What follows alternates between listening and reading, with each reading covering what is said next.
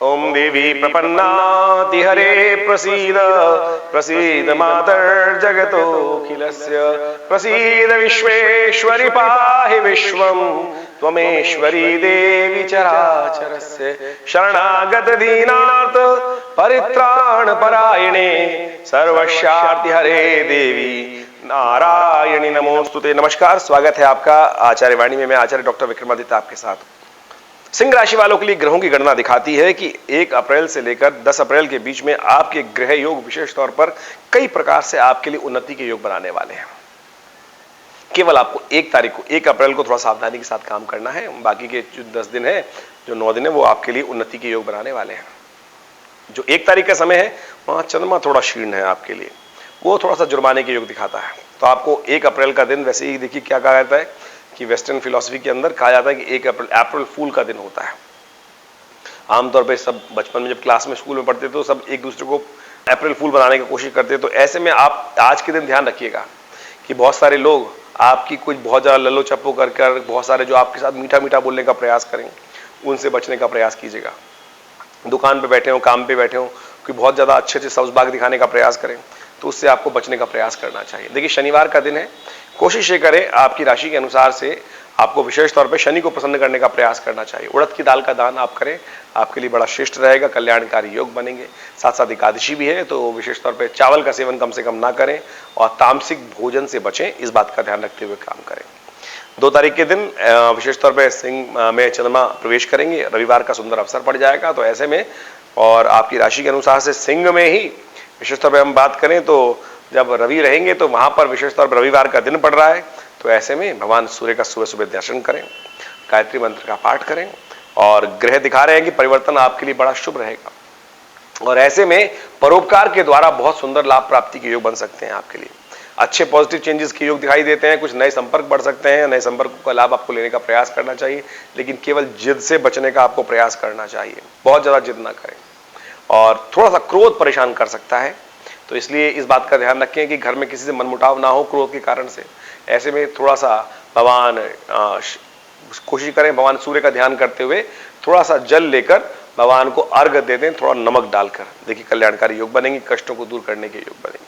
और उसके अगले दिन बहुत सुंदर तिथि है, 3 तारीख की हम बात करें 3 अप्रैल को, तो उस दिन प्रदोष का दिन पड़ रहा है। चैत्र का महीना है, पहला पक्ष है और खासतौर पर वर्ष का नव संवत का, और ऐसे में प्रदोष का दिन पड़ गया है। प्रदोष का दिन पड़ता ही पड़ता है, लेकिन सोम प्रदोष जो पड़ रहा है ना, सोमवार और प्रदोष का योग, ये बहुत सुंदर है।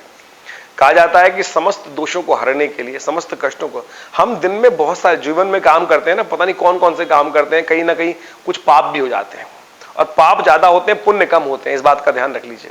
जब जीवन में कष्ट आ रहे हैं तो इस बात को समझ लेना चाहिए, कहीं ना कहीं पुण्यों की कमी हो गई है, पापों की वृद्धि हो गई, कहीं मन में कई दिक्कत आ रही है।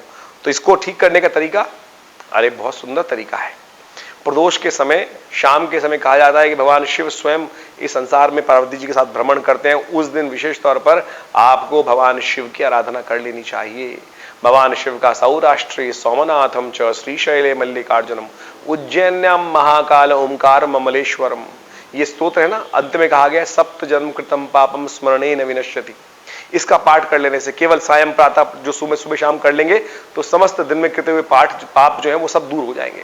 तो प्रदोष दोष रहित काल है और ऐसे में पुण्यों को उदय करने के लिए अवश्य आपको इसका सदुपयोग कर लेना चाहिए। वर्ष नया आरंभ हुआ है और ऐसे में सुंदर योग बनाया है, परमात्मा की कृपा से उसका लाभ लेते हुए काम करें। ग्रहों की गणना हमने आपको बताई कि नया कुछ उदय होता दिखाई दे रहा है, लेकिन बस आपको अपने खास तौर पे बहुत ज्यादा मीठा मीठा बोलने वाले व्यक्ति से बचते हुए काम करने का प्रयास करें। इस बात का ध्यान रखते हुए काम करेंगे तो बहुत सुंदर स्थिति बन सकती है, लाभ की स्थिति बन सकती है। मन में थोड़ा सा हीन भावना उत्पन्न होती दिखाई दे रही है तो थोड़ा सा कोशिश करें, बैलेंस होकर चलने का प्रयास करें।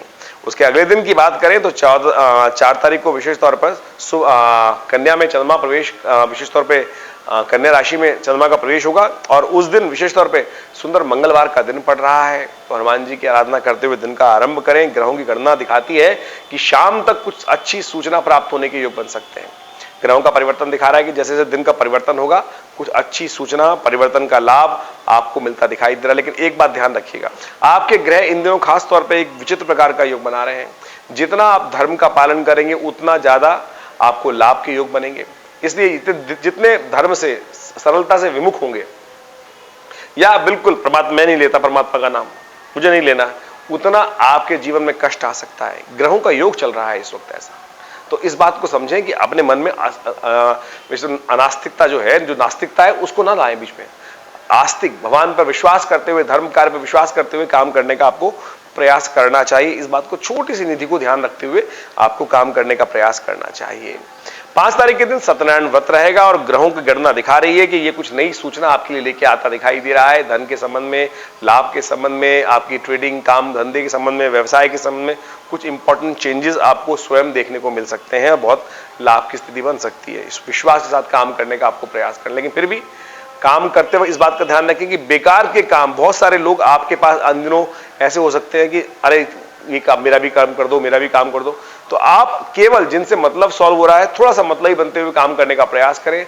जनसेवा बहुत ज्यादा के चक्कर में न फंसे, इस बात का ध्यान रखते हुए आपको काम करना चाहिए।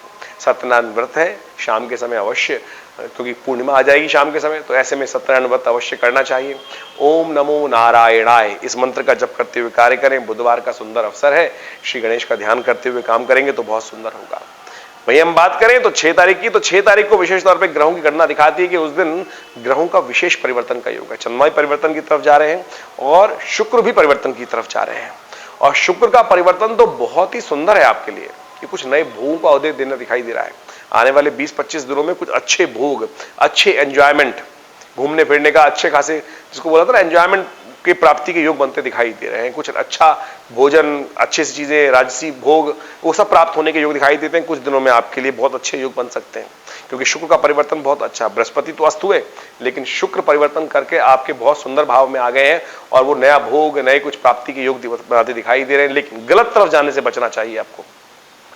कई बार क्या होता है, अय्याशी और बहुत सारे गलत तरफ जो है उस तरफ जाने से बचें, लेकिन बैलेंस होते हुए आपके जीवन में जो भोग आए उनको भोगना बड़ा सुंदर आपके जीवन में योग बनता दिखाई दे रहा है। उस दिन पूर्णिमा है तो विशेष तौर पे, और साथ साथ हनुमान जयंती है, और हनुमान जयंती विशेष तौर पे बड़े सुंदर दिन पड़ रही है। बृहस्पतिवार के दिन हनुमान जयंती का जो सुंदर योग है, विशेष तौर पर बड़ा ही कल्याणकारी योग बनाने वाला है। उस दिन स्नान दान का पुण्य बहुत जबरदस्त शास्त्र में बताया गया है। और उस दिन जो चैत्र पूर्णिमा है, विशेष तौर पर उस दिन स्नान दान का पुण्य शास्त्र में बहुत अद्भुत बताया गया है। और आपकी राशि के अनुसार से शनि महाराज जो है वो आपके जिस भाव में चल रहे हैं, थोड़ा सा स्वास्थ्य के दृष्टिकोण से कष्ट उत्पन्न करने के योग देते हैं, पेट संबंधित रोग उत्पन्न करने के योग देते हैं। तो ऐसे में आपको विशेष तौर पर हनुमान जी को प्रसन्न करने का प्रयास करना चाहिए। पीपल के पेड़ के पास जाकर आपको विशेष तौर पर एक दिया जलाना चाहिए, ये आपके लिए सुंदर रहेगा। हनुमान चालीसा का पाठ करना चाहिए। हनुमान जी को चूरमे का भोग लगाना चाहिए। हनुमान जी को सबसे सुंदर जो भोग लगता है वो विशेष तौर पे घर के बने हुए लड्डू जो है, जो पराठे के द्वारा घी बनाकर और फिर उसमें जो चूरमे के लड्डू बनाए जाते हैं, उनका भोग सबसे श्रेष्ठ कहा जाता है। तो इन सब का उपयोग करते हुए यदि आप काम करेंगे तो बहुत सुंदर आपके जीवन में लाभ के योग बन सकते हैं। वैसे धन के लाभ के योग अवश्य आपकी राशि के अनुसार से बनते दिखाई दे रहे हैं, इसका आपको लाभ लेते हुए कार्य करने का प्रयास करना चाहिए। ग्रह दिखाते हैं कि विशेष तौर पर आपकी राशि के अनुसार से पराक्रम से आपको लाभ प्राप्ति के योग बन सकते हैं। 7 तारीख के दिन, 7 तारीख को आपको पराक्रम से नहीं भागना चाहिए।